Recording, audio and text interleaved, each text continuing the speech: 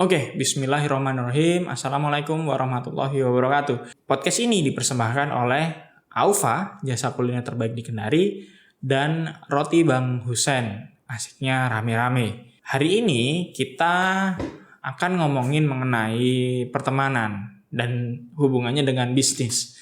Apakah bisnis itu bisa dibesarkan oleh pertemanan atau tidak perlu ada pertemanan untuk membesarkan bisnis? Jadi kalau ngomongin pertemanan dan hubungannya dengan bisnis, saya jadi teringat janjinya Allah yang tertuang dalam hadis riwayat Abu Hurairah yang artinya kurang lebih siapa yang suka untuk dilapangkan pintu rezekinya dan dipanjangkan umurnya, hendaklah dia menyambung tali silaturahmi. Dari hadis itu jelas bahwa menyambung tali silaturahmi adalah membuka pintu rezeki, bahkan memperpanjang umur. Ya artinya kalau kita ngomongin dikontekskan bisnis, berarti kita akan jadi lebih mudah untuk menjual itu jika kita menyambung banyak pertemanan atau koneksi atau relasi seperti itu. Tentu saja ini konteksnya UMKM ya. Orang akan cenderung untuk lebih percaya membeli barang kepada orang yang sudah dia kenal atau brand yang sudah dia kenal. Kalau konteksnya UMKM tentu saja orang yang sudah dikenal, karena biasanya UMKM itu sudah dikenal pemiliknya, udah saling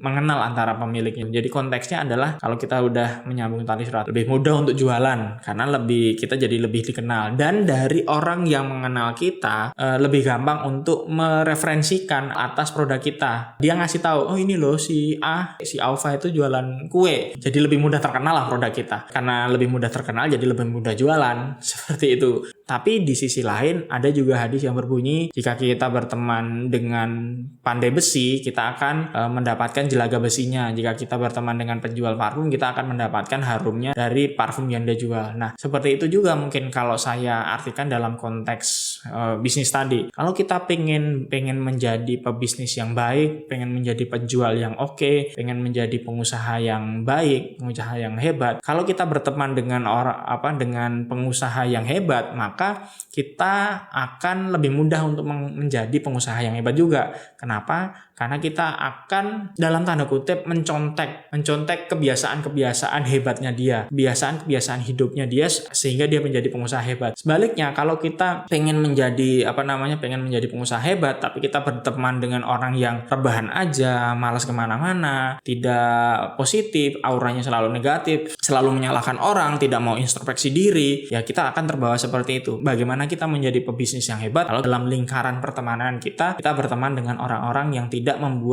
membawa pengaruh baik kepada kita. Jadi kalau dijadikan kesimpulan adalah kalau pengen bisnismu sukses, ya jalinlah silaturahmi sebanyak mungkin agar mendapatkan relasi sebanyak mungkin, agar brandmu menjadi lebih mudah terkenalnya. Dan kalau pengen menjadi pengusaha yang baik, maka pilihlah atau bertemanlah dengan pengusaha-pengusaha yang baik juga. Pilihlah teman Anda supaya mendapatkan circle yang baik dan yang sesuai, yang membawa kebaikan buat diri Anda, dan dalam hal ini tentu saja kebaikan dalam bisnis Anda. Ya, udah itu aja yang saya mau ngomongin hari ini. Terima kasih sudah mendengarkan podcast kali ini. Wabillahi taufiq wal hidayah. Wassalamualaikum warahmatullahi wabarakatuh.